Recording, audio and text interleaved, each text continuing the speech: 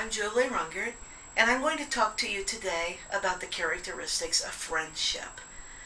To do that, I'm going to talk about three of my very special friends and relate them to three different characteristics of what friends can be.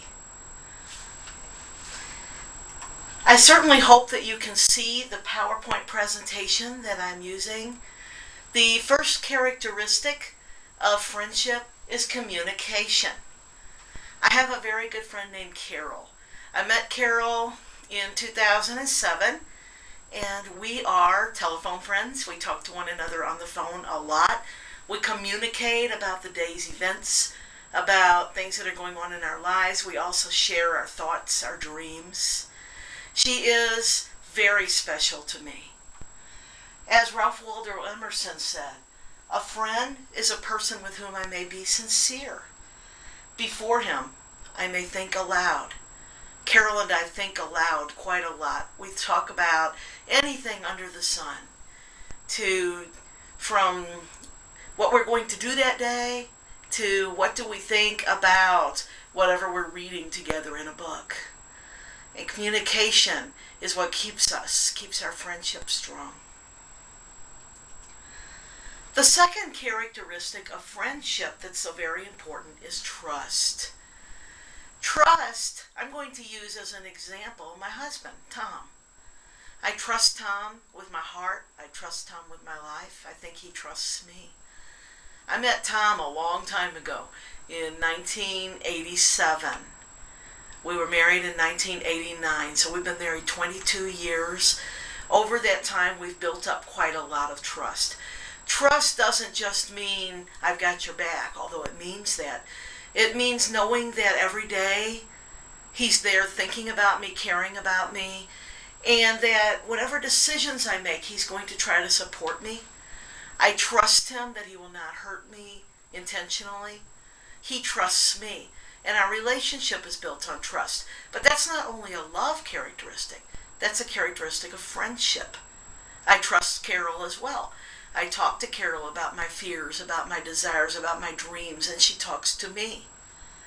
Socrates said, "Be slow to fall into friendship, but when thou art in, continue firm and constant."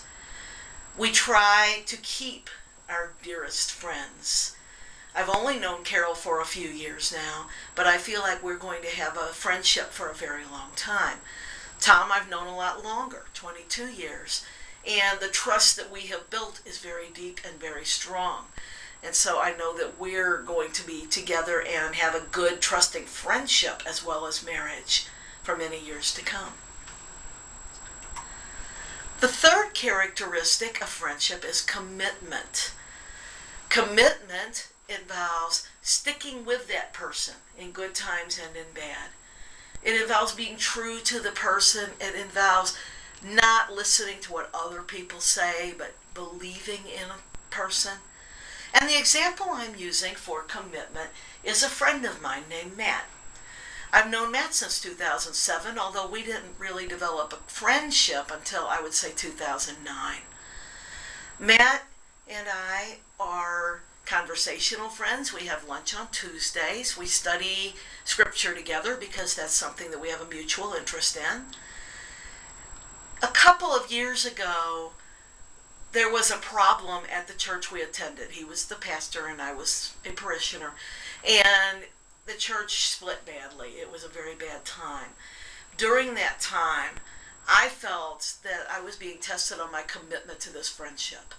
And we stuck together with our friendship through all those times, survived those times. He's in a different church now. I'm in a different church now. But we still meet on Tuesdays. And we still have a friendship, and we have a commitment to learning and growing with one another as friends. True happiness, Samuel Johnson says, consists not in the multitude of friends, but in their worth and choice. I don't have very many true and deep friends, but those that I have, and these are the top three, I guess you could say, those that I have are very important to me. People that I would give my life for, people that, with all of whom I can communicate well, people I can trust, people I'm committed to. My wish for you is that you find one, two, maybe a handful of true friends that you will stick with over the years. Not just for right now, people we do things with, but for the long haul, people that we communicate with. Never shall I forget the days I spent with you, Beethoven said.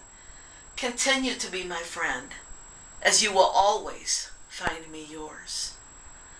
I have a little doll, I guess you could say, a bear in my office, and this is supposed to be a daddy bear reading to his little bear boy. And to me, there is a really good example there, not only of love, but of friendship. Because they're together. They're communicating with one another. Originally, actually, Daddy was reading a little book to the baby bear. They trust one another. You see how close they are to one another. They're committed to this friendship. They're committed to being together. And I wish that sort of friendship for all of you. Thank you.